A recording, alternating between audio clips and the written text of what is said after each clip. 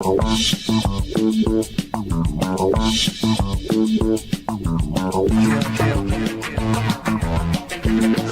welcome to Inside the Moms Club, where being a mom is the coolest place to be. Here in the Moms Club, we believe that what embarrasses you now will make a great story later. And let's face it, you don't laugh sometimes, you're gonna cry. Join us in having a good laugh together. I'm Monica Samuels. You are now inside the Moms Club, your private destination for all things mom. Yes.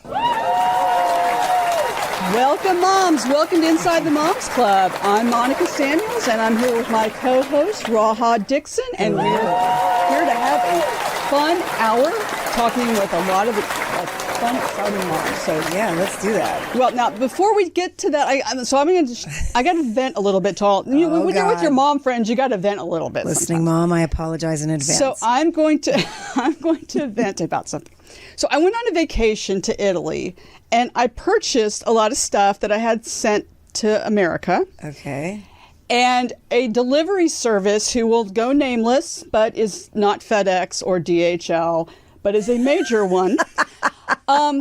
So I have a little beach house in Florida, and so I was having some really cool things sent to my beach house, which it's only for the beach house. Okay. And the first day, a package arrives at my house in Texas and it's addressed to Florida.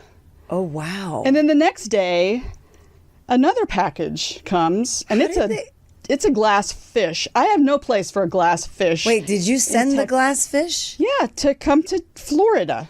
And it came to Texas. So Oh my gosh. I'm seeing a pattern here that everything that and nobody in Italy knew I lived in Texas. So like, how did it end up in Texas? They are always listening. Well, so Monica. I learned later that it actually did make it to Florida. It stopped in front of my house in Florida on the truck. It just never made it to the door because the delivery driver decided that he just didn't want to leave it at my house in Florida. So he looked up where your other house was? So they found me and assumed it was me, and they start sending me all these boxes, and I've got all these dishes that are about to come. Oh my gosh. And so I have to put a stop to this. So I call customer service of this delivery place. I'm sorry for the person who picked up the phone. Well, that's a good point, because there was no person that picked up the phone. Oh, it's one of those automated AI. You know how it goes. Oh, and no. they don't want you to talk to a human being. So then you go nuts and you start yelling in the phone, customer service. Until finally I guess they have something that tips them off that there's a nutty, crazy woman on the phone. Let's finally let her talk to somebody. Yeah. So then I got to talk to human beings. Well, human beings were no help. Really? Because they had no good solutions. You know what the final solution was? What was the after final solution? 5 days, and we'll just pick it up and send it back to Italy. Ooh. And I said, really? So that this package can go back and start the same trip all across, which gave me an idea. I thought, okay, what if there was a reality show where the delivery company gets the package to the right continent, I can't. and then you have a certain amount of time to get it to where it's supposed to be. But you can't use one of the other delivery services because they might actually do a good job. Because, by the way, FedEx got my other package to me just fine. But you have, and the other thing is you don't tell them. See, their first inclination is like, I know what I'll do. I'll call customer service. Okay, well, here's me. No, that's a dead end right there. I'm really sorry about your problem, but if I just got a box full of gifts randomly from UPS, I'd be like, yay, I got some gifts. So sorry, Monica, not relatable. You don't think that's relatable? Yeah, okay, so that's not a good one. But you know what? It did make me think about something else, and that is, years ago when we were thinking about what are we doing with the Moms Club? What's the Moms Club show going to be about? Somebody said, well, let's do a reality show. What if it was a reality show? Oh my God, I would And we die. all thought, that's a terrible idea because for this reason, this perfect example is me on the phone with customer service screaming and ranting the word customer service over and over and over. I mean, like, I don't want that as what people see. Or even talking to your own children. Yeah. No, wait, I want to take a little aside here. I did learn a little helpful hint, and it's going to go on TikTok. I bet it goes viral. Okay. I did learn a little hint here. Guess what? That automated, you can get around that AI. How do you do it? say the word. Somebody that works for this company told me. What's the word? Just say the word complaint. Automatically, if you say the word complaint, that's so good. You get to talk to a person. Okay, you now, know what? They won't this solve your lesson problem, is worth it. Yeah, Thank you. I just wanted to put that as an aside. Because I always say agent, please, and it does not get you where It's trained to, no, it doesn't want you to talk to anybody. It is coded to, we are not talking to a person. So listening mom, that is your nugget from today's entire story. On the last day, I did say complaint, it didn't work. Oh. But that's annoying. By the time I said complaint 500 times, it finally said, it appears that we're having a problem here. Let me put you in touch with, customer service. So I did finally get to talk to somebody. But anyway, getting back to the whole reality show thing, think about as a mom. Yeah. If your whole show is about being a mom in a reality show and they're following you around all day long. Dude. How would you act? I mean, your kids, would they get away with murder? I don't know. Or would they be murdered and it would be a whole other show? Because, it's like, already it's tricky. My therapy bill is so high. I feel like if I invited the whole world to watch, then I just should get all my income to just go straight to mental health awareness because, like you said, so many times we're screaming down the phone, customer service, and then we lose it, and it's just in our home, and we look around and nobody's there. But if there's constantly someone there watching you, judging you, you have the added pressure of that.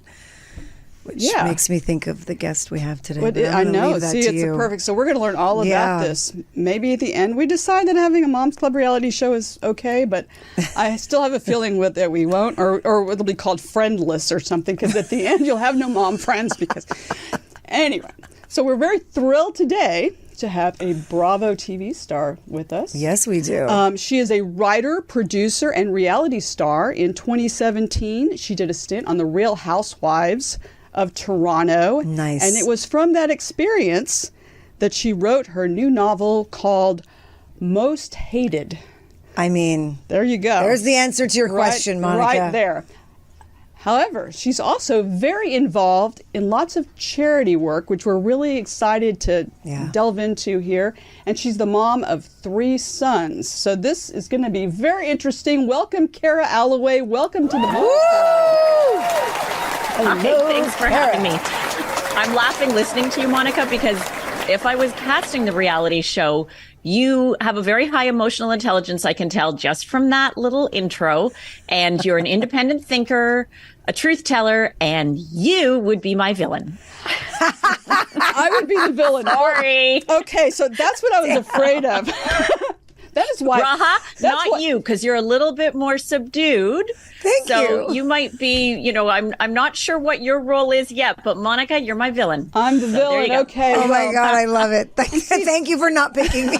Well, and that's what I was afraid of. I don't want to be the villain. But that's the thing too, because in getting ready for this interview, I watched many of your interviews. Yeah. And you are a very delightful person. You seem so nice. Yeah. And you do, and you see all these charities that you're involved in. We'll get to that in a minute. But it's sort of, to me, it was like, this is like them doing a reality show of the missions of, or the missionaries of charity, and Mother Teresa ends up being the one that America hates. It's like, unbelievable. It doesn't make sense to me. So tell us, how does this happen? That such a nice, lovely person like you, are you cast as the villain? Or do you know you're the villain? Yeah, do they tell you that? What's the deal? So in answer to your question, very good questions. No, they do not tell you that you're the villain. Are you cast as the villain? 100%. Before the show starts, you do a psychological analysis and a physical, and you're told this is for insurance purposes for the production, as well as the psychological assessment that takes 3 hours. Okay, 3 hours. And it's a lot of, would you rather eat a cheeseburger or pasta? Because believe me, I was trying to second guess it. But you do these assessments and, you never hear anything more about it. When the show wrapped, I called the company that had done the assessments and I said, hi, I'm wondering if I could get a copy of my psychological assessment, please. And they were very nice. And they said, absolutely. And, sent it off to me. And the first line of the assessment said, Kara has a very high emotional intelligence. So I just put that in my pocket and I didn't really understand it. Fast forward, I'm at a class that's teaching me how to cast reality television with Jonathan Murray, who is the godfather of reality television. He did The Real World. He did The Simple Life. I'm taking notes in my off-brand moleskin, everything he's going to tell me. And the first thing he says is, your villain must have a very high emotional intelligence. Bing! I was like in the room by myself going, who can I call and share this with? Holy cow. It was destiny from day one. The second they got that psychological analysis back, they said, she's our villain. And what defines that is what I was saying about you, Monica. It's a fascinating way that this happens in female-centric reality television shows, because it's very similar to the way life happens on the playground for 8-year-old girls. We are tribal. Women, by nature, we are tribal. Yep. And there is a hierarchy. And if you don't stay in step with that hierarchy and you have an independent thought, or you're a free thinker, you're outside and you're rocking the hierarchy. So you might get punished. And how do you get punished? You're gossiped about, you're shunned, or you're slandered. You're bullied. And voila. Or bullied. Absolutely. Yeah. And that's how it happens. When I finished the show, somebody put in my hands, and I have to find who this was or what article it was I read and thank the person. There is a book by Dr. Phyllis Chesler, who is this delightful 80-year-old psychologist out of Manhattan. Mm-hmm. She wrote it many years ago. She researched it for years. The first 7 pages are an apology to the sisterhood for having written this book. So this is how nervous Dr. Chesler was to come out with this information. Woman's inhumanity to woman. And it examines the way we as females interact with other females. And it should be required reading for every mom, for every 14-year-old girl. The things I learned in that book that I had experienced, as well as the things that I had doled out. I mean, very nice intro for me. Thank you very much for saying I seem like a nice person. I talk to my husband some days when I'm really tired.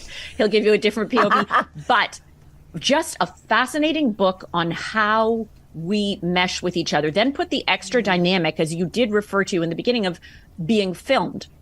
So think about this. You brush your teeth in your bathroom. Now put a cameraman in your bathroom. Actually, put 2 cameramen in your bathroom. Put a mic pack on yourself, a boom operator, and a couple other people, maybe a director too. Put all those people in your bathroom and they say, brush your teeth. Are you going to be slopping the toothpaste all down and letting it run? Of course not. Your posture is going to be good. You're going to make sure your hair looks good. You're going to be standing. You're going to be, your teeth are already going to be clean anyway, because you don't want to really brush your teeth. So it's that whole added dynamic. So put that keen awareness into a relationship between 2 women interacting, and kaboom, do you ever have a different scenario? Wow. I bet. Well, it's interesting. So I wrote a book a few years ago for professional women going back, taking time off and then going back to work. And so we interviewed 100 women around the country and asked them a lot of different questions. And one of the questions was, who was the worst boss you ever had? And they all said it was a woman. Yeah. And then my co-author and I said, maybe we're writing the wrong book. Maybe we need to write about how women aren't supportive of other women. Right. So I can imagine the dynamic of, adding a director and a film crew. And we actually did interview last year, one of your co-stars, Ann Kaplan, was one of our guests on the show. And so it is interesting to meet you all in real life. And then imagine how you were portrayed, in this show. It's really interesting. So now you've written a book called Most Hated. And how much of that can you say is semi-autobiographical, and so how much, where did you draw from the things in your own experience on the show, and how much did you think, this would actually make a cool twist to this whole dynamic?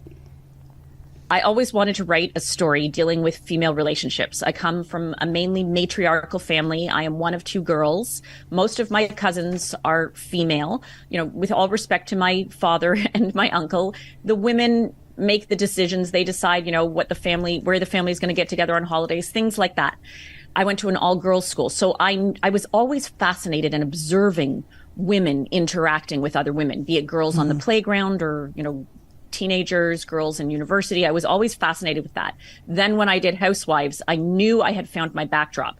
So I deliver a peek behind the curtain into reality television, production of reality television, and some things you might not contemplate about if you're a reality television fan and you watch it.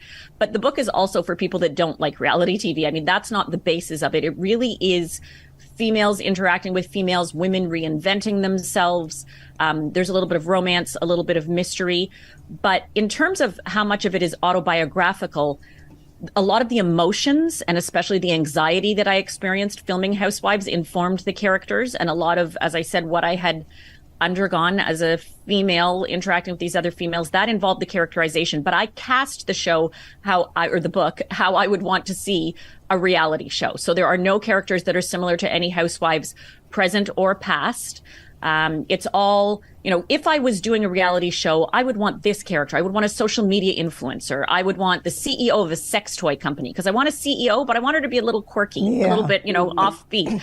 I would like a fading pop star who's trying to revamp her career, who was once a teen singing sensation and wants to make a comeback. I would like the wife of a sports superstar because my goodness, what I learned in my research, what these women go through as the wives to sports superstars, I just found fascinating. And then I would also like, because this was another fascinating, trope of a woman for me, for lack of a better expression, I wanted a woman who was married to a man who had had Me Too accusations against him. Because I was always fascinated by the Georgina Chapmans or the Annette Laurers. I wanted to hear from them more in interviews. We always hear from the victims, as we should first, 100%. But I wanted to hear from the wives of these shows. And I even remember on the morning show when they delved into that a little, I wanted to know more about the wife. I wished they had gone more into the characterization of that. They wife, ignored her. So curious. I don't know really why, but she was not a part of that. It was all about the seductress and all about the predator and all about the other co-host and her. That's a really good point. That would make that would be a great reality show. Yes. So she's a character. She's a character in my book. She's one of the ones that, she's an American princess who was also an actress, and she marries an aristocrat and moves to England. And then 14 years later, she comes back home. She has to abandon her daughter over there because of legal reasons. She has to scurry home, and she wants to reinvent herself and then get her daughter back, so to speak. Wow. And how does she reinvent herself? And how is going on this show her best choice? At the same time, the way I created the show, I made it a new rendition of a well-worn show. So imagine if there was a show like Housewives, but all of a sudden they announced that Quentin Tarantino was going to be directing it. Because I needed a catch. I needed to say, why would these people want to do Housewives? Because what's interesting is when you're casting a show like Housewives, you don't get the A-list. And sometimes you don't get the B-list. Self-confessed C-list here of Toronto, right? You're going to get the people that are a little bit, lower on the social totem pole. That's really interesting that you're open to admitting that. I dig that. Really and truly. It's true, though. It's true. I am not tier 1 on the Toronto social scene or even tier 2. But the producers actually came to me because I had pitched a reality show to them dealing with the charity circuit and all the behind the scenes on a charity circuit. So sort of like $1 Million Listing meets My Sweet 16. Right. And they came back to me and they said, listen, we think you should do Housewives. And this is why. Your reality show that you want to do can be a spin-off the way Lisa Vanderpump spun off Vanderpump Rules. And I was sort of like, but wait, I don't want to be in the show. I want to produce the show. And they said, but this is a side door. You do this. And I thought, you know what? I've raised kids for, I was 15 years in raising kids and whatnot. I was a little bored. I like to try exotic food. I like to travel to new places. Yeah. Why not reality television? So to be clear, that was suggested to you by your charity circuit, the people in that circuit? No. Oh, okay. It was the producers. Yeah. Oh, the producers. I was pitching the producers this reality show about charities. Yeah, a spin-off of a charity show. I'm really curious. You're very honest. I really like that. I'm so curious. Are there things about yourself that you learned, oh my God, I totally do that, and I don't ever want to do that again in this process? Absolutely. What are some of those 100%. things? Because we probably all do them, and we probably all have a mean girl in us that we want to get rid of that we may not know about. Absolutely. So the biggest one for me was that I was a serial pleaser. So, I went into this thinking, well, a pleaser, that's like such a great thing. I want to be like Snow White with the bluebird on my shoulder, and I want everyone to be happy when they're in my presence, and I want to, great hostess. I want to make everybody feel comfortable. What I learned is that the serial pleaser is tied up in a ton of vanity because you want everyone to like you. If you're honest, that's what you say you're a pleaser.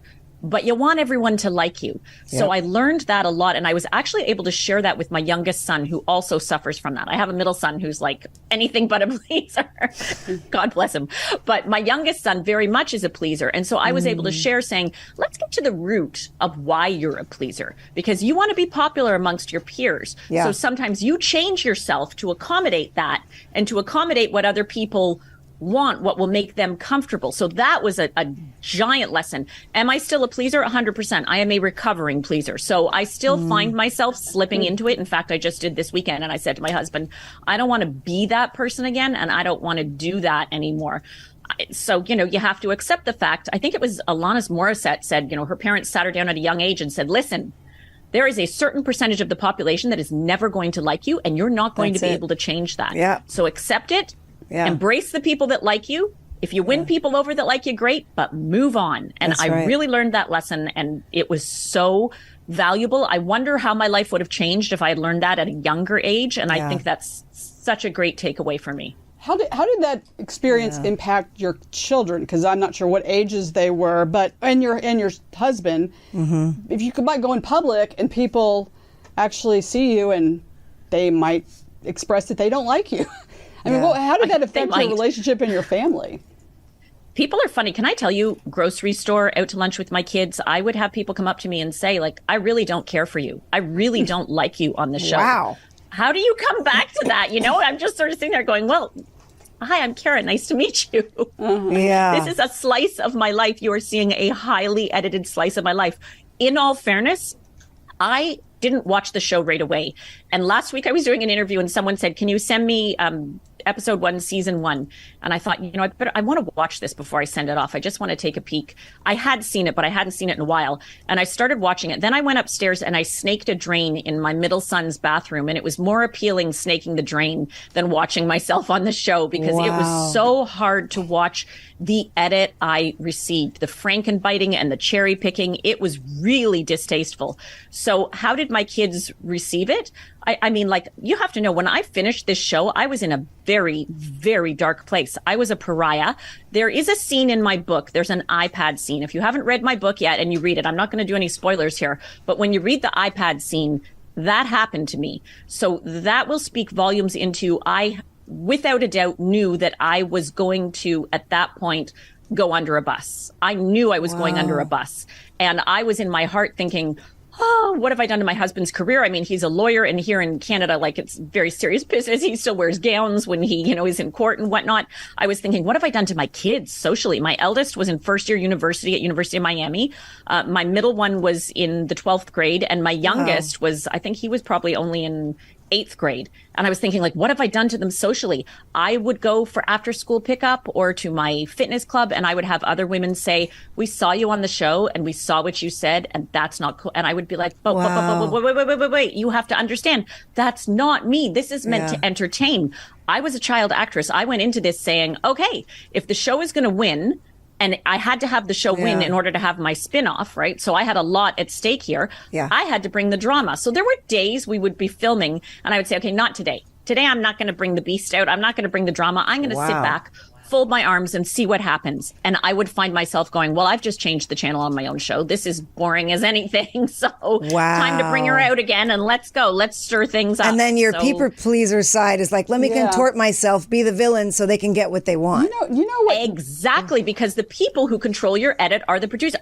Bingo. Nobody has said that. Bingo. So not only was I trying to please my castmates, I was trying to please the producers by doing handstands. So you can imagine, when I found out that they had this absolute plan for me to not just to be the villain, because I didn't really get that, but I knew they had a plan to throw me under the bus and to tell a narrative that was not my narrative. I was like, wow. Well, you don't have to please us. You know what you needed at the time and what you still need? Yeah, that's right. Is we have a great sponsor, Newcalm, which is a streaming service for your brain, and awesome segue. Use it. It is, and if I'm going to be the villain in a show, if we're going to end up, I'm glad I already use it. It's great. It helps you. In fact, let's hear a little bit about Newcalm. Moms are amazing. Moms bring joy. They bring love. They bring listening, they bring empathy, they bring compassion, they bring food, nutrients, shelter.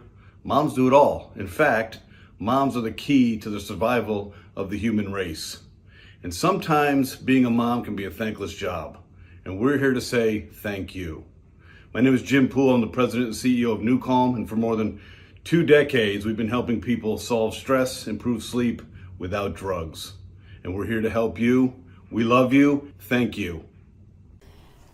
We absolutely love New Calm. I use it. It's a streaming service for your brain. It helps you with sleeping, focus, energy, calming you. I mean, I used it yesterday on the plane when I thought, I don't really want to be sitting here anymore with this guy with the tray table right in my face. Wow. It is an amazing product. And New Calm has been terrific to the Moms Club, and they love moms. As he said, they're helping moms thrive. And we about a couple of months ago, New Calm gave away one of their mastermind classes, memberships. It's a value of $3,500. And they're about to give another one. So stay tuned on our Instagram at Inside the Moms Club, and you might win a mastermind membership with New Calm. Nice. And now we're thrilled to have with us, because you know what? We have some Zoomer moms who've been listening in, and That's I bet have a million questions about the world of reality TV. So come on in, Zoomer moms. That's right. Welcome Give to it the to Moms us Club. straight. Don't please us, Zoomer moms. Hi, ladies. Hi, Zoomers. I know you have a lot of questions for Kara, so let me just go around and introduce each one of you quickly. But tell us a little bit about yourself, and then if you have a question for Kara, ask her a question. Helen. Hi, I'm Helen Savage from Arlington, Virginia, and I've got an 11-year-old daughter, married, and I'm married, that is. And so I have a question for Kara. I definitely know what you mean about being a people pleaser. Can you expand more on that and how you are now a recovering people pleaser? Because I never thought about it from the perspective of, more of an attention seeking kind of thing, or you wanting the focus to be on you because you're trying to please everybody. So could you talk about how you are now in recovery? Absolutely. So in the confines of this reality show, for example, the group mentality is, I'll give an example. The first night we went to a plastic surgery procedure party. I was told it was going to be a party for new creams and whatnot. So we go to this party, we get there, and there's a woman having live plastic surgery. And I found this like, wow, this is like crazy. So the next day they're filming myself and my castmate, and they say, just interact. And because the way the scenes are set up, it's like a director. So the director says, just interact and say what you think about it. So, I started saying, my gosh, that was crazy last night. And I felt like when they brought the woman in, it was like, lowering the goat into the velociraptor cage in Jurassic Park. And it was like insane. And I felt so uncomfortable. Everybody's standing around drinking champagne and eating mushrooms on toast while this poor drugged out woman was led into the room and had a thread lift in front of all of us looking on like this is crazy. Wow. And my castmate said, oh, we all thought it was fabulous, Kara. It was absolutely just fabulous. And I sort of stopped and went, okay, I have a decision to make here. Either I go, yeah, it was fabulous, or I take the left road and say, no, it wasn't. That's like messed up. So old Kara would say, yeah, it's fabulous, and just fly under the radar, because why ruffle feathers? Why cause waves? I want these people to be my friends. I don't want to, go against them. And that goes back to what Dr. Chesler talks about, the young girls who are 8 in the playground.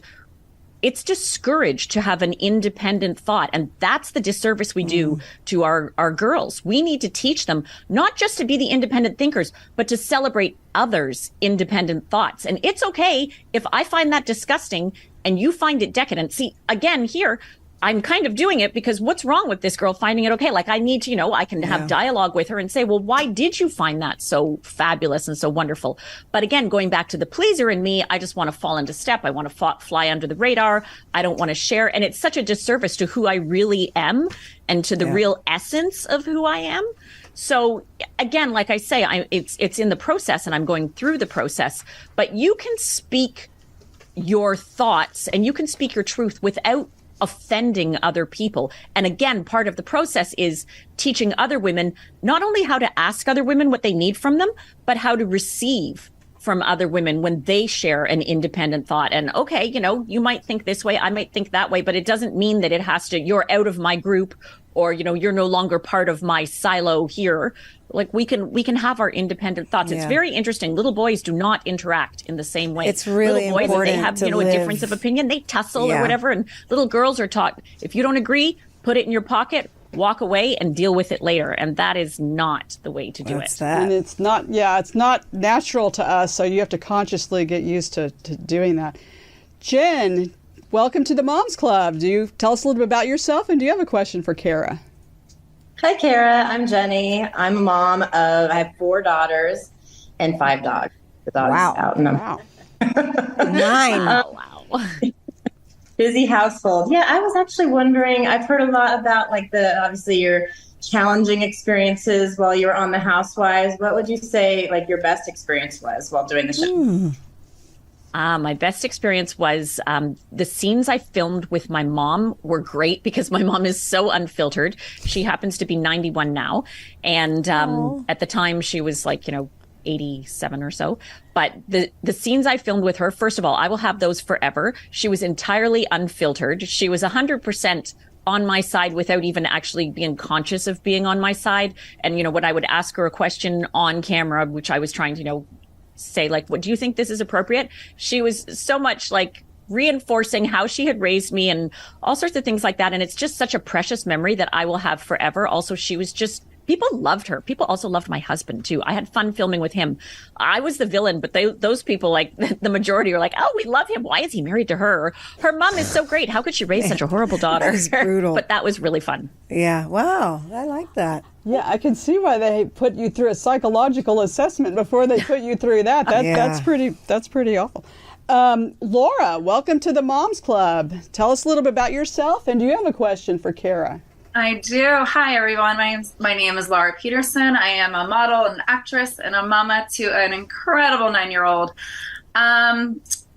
I also was invited to be on America's Next Top Model, and I remember those questions.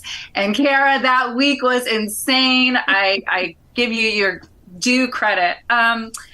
So, being in the world of television, beauty, fashion, and all the things that you've done in that world, and it's absolutely so, for me at least, just an inspiration. And I'm sure you've seen, as I have in my industry, how women are now really encouraged to support and love one another. And that shift for me has been really freaking awesome. It gave me permission to be a little bit more real and a little bit more humble as well. And I just love what you're bringing to the table with that. What I kind of really want to ask you, though, is everything that's going on with AI and how it's affecting our industry, how it's affecting what our children are seeing on television, on YouTube, on, in magazine, pictures. They're no longer who this person is. And, that's what the SAG, issues are today. And I'm sure you're feeling it, you're seeing it, my industry's seeing it. And I would love to hear your insight and where you think that's moving forward, and how, as we support women, we can also support our fellows in this community of this is just out of control for me at this point. So love to hear what you have to say about that.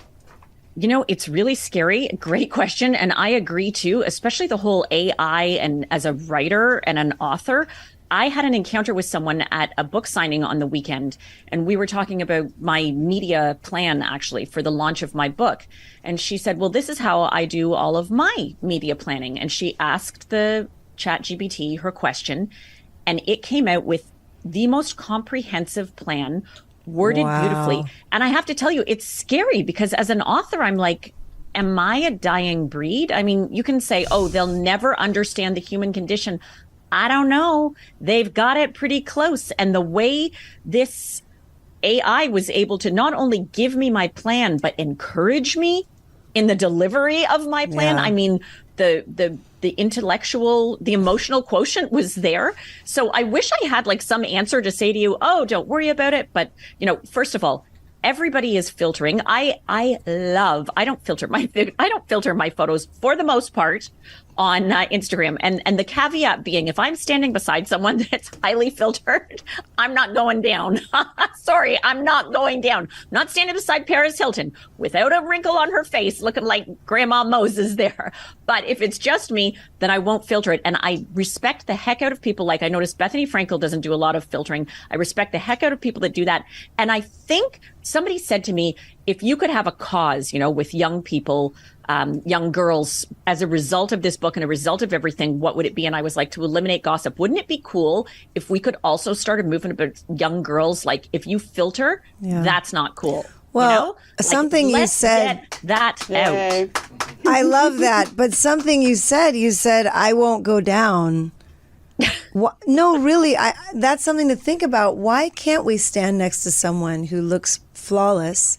And why can't we acknowledge that we are also truly beautiful, not because of any wrinkle or unwrinkle, but because of the incredibleness that's in every single human being? Like, let's put that in there. And I suggest it's a great point, actually, that next time, push yourself to not stand next to someone who's fully flawless and don't. Well, you are you, and you're amazing. I don't know. This is it's true. But if they're filtered, if they're filtered and they're upping it, then I just want to be on the same playing field. If they're not filtered, I get I'm okay. that. I went to the bathroom one time and I was fixing this was a funny story. I was fixing my makeup in the bathroom in Beverly Hills, and I looked to the side and it was Zoe Saldana. Yeah. Oh my goodness. I know.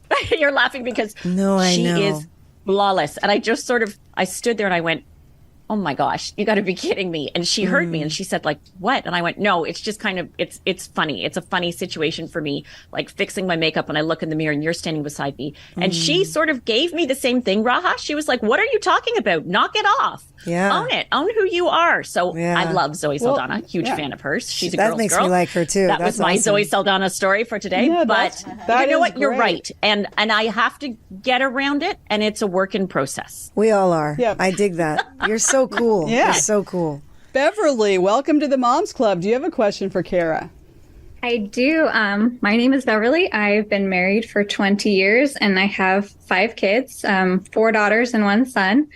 My question is, what do you have any advice or tips for raising your kids as they move into adulthood? My oldest is turning 20 this year, and then my second one she just started her senior year today. So any advice helping your kids transition from being kids to adults? Oh, you know what? That's a great question and probably a bad one for me because I have to tell you that because of COVID, I was almost an empty nester and then everybody moved home again. Wow. So it was nice because I had a chance to redo. So whereas before I was throwing sandwiches in the back when we were driving to swim practice and hockey practice, I got to cook and I was like, look, I'm actually cooking for young adults and whatnot. But I think the best piece of advice I could give you with that transition is remember that this is a season in their lives as much as it is a season in your lives. So as hard as it is for you to let go, you have to remember that for them, it's so important for them to be the little baby bird that's leaving the nest. So they're every bit as much as scared as you are. But I think that when we go through seasonal transitions in our lives, we tend to make it all about us. At least I do. I make it all about me. I have to tell you, my middle child, who I enjoy so much, who has been home, is going on to do his master's and he's going to Miami and he's going to be leaving in a couple weeks. And last night I was lying there in bed going, I'm going to miss him so much. He's been home with me. And because he works for a bank from home, he makes me coffee every day at a certain time. No. And then I realized, oh my gosh, I'm making this all about me. What about him? This is so absolutely exciting in his life. This is like the next frontier for him. This is like a giant precipice for him. And he's ready to go on to the next chapter of his life. And the more I thought about that and the positivity of that, the easier it was for me to sort of say, I'm cool to let go. I'm cool to wish him well. I'm cool to send him on because, wow, this is so great for him. So, excitement will always trump self-pity and wallowing in, I'm going to be alone, and then saying to my husband, I'm going to be stuck with you. What are we going to talk about? Man. That's always the biggest challenge at that point. Well, we could talk to you all day, seriously. So one final question. As a mom of 2, I have 2 sons, and you have 3 sons, and you've talked a lot about advice to the daughters out there, the girls. If you had advice for the sons, for the boys, and for moms of boys, what would that be? Be nice to your daughters-in-law. Oh my God, I love I like that. You know, Okay. I don't know. I got to tell you, I love being a boy mom. Boy moms are so great. Before we came on here, I was having some technical difficulties and your producer was laughing because I was screaming, come help me, because my points are so good and they're so helpful. Right. And all I can think is I have to be so nice to my daughters-in-law because I want my guys to be around. Oh. Yes, really just model humanity and model humility for them so that when they go and look for a wife, they see that and they see, it's always been important for me to go to my kids and say, oh, I messed up, or apologize to them and say, I'm sorry, I was wrong. Please forgive me. No, but mommy was tired, or, but I had such a hard day today, or, but I was struggling with this, or, but I had such a time. I don't do any of that. I'm sorry, I was wrong. Please forgive me. That's great. I think there is so much power in being a mother and letting your children see your humanity. I love my mom very much, but I never saw that in my mom. She was, a nurse and she was professional and she was always the best cook, the best this, the best organizer, the best everything. Yeah. And that really set me up to go, man, I have some hard apexes to reach. Yeah. So my kids, not that the bar's set low, but that's what it sounds like. But no, I'm not saying that. I'm just saying I feel like I've done a good job of allowing them to see my humanity. Well, you are a great mom, we can tell, and 100. a great person, and not a villain, an amazing, lovely lady. And we very much look forward to reading your book, Most Hated. I believe it came out in May, is that correct? So we can all pick up our copy? It came out at the end of May, and it is fiction. It's like a light summer read. So although there's all these layers, it's a fun story. It's funny. Like I said, there's romance, there's mystery. It's very light. You don't have to like reality television. Yeah. You just have to like women to read it. Amazon, Barnes & Noble, all the bricks and mortar stores, as well as your favorite local independent bookstores, because we have to support the independent bookstores. So go to your independent bookstore and ask them to order it, please. I love that. That'll be great. Well, we've loved having you. You are amazing. Where can everybody find you on social media? I'm at myname.com. So it's Kara Alloway with a K, Kara Alloway, ALLOWAY.com. Well, thank you, Kara. Thank you. Instagram is also Kara Alloway. And if you read the book, let me know what you think, because the best part about being an author is hearing the feedback from readers. Yeah. I love that so much. That is my favorite thing in the world. That is great. Well, thank you so much for being on. We've absolutely loved having you. And thank you, Zoomer moms. Yes. Thanks for all the moms being out here. You guys. And Kara, I have to say, Kara, you're the first guest we've had who's gotten practically a standing ovation from the people in the room. So congratulations. No, these ladies are great. And you know what I loved? I loved talking and seeing them all smile and laugh and the little light bulbs go off. That was the best part. You guys rock. Well, and that's our show motto as it happens. We're out of time, which is sad and shocking, but not unusual. But we're going to be back next time with more celebrities and extraordinary moms like all the moms that have been on this show today. We know that your me time is precious and valuable, and we want to thank everybody in the audience for listening and being here with us. And remember our Mom Club motto: if you don't laugh sometimes, you're going to cry, That's right? right. That's right. Nobody likes to cry. Everybody likes to laugh and have a good time. So keep laughing, moms. We'll see you next time inside the Moms Club.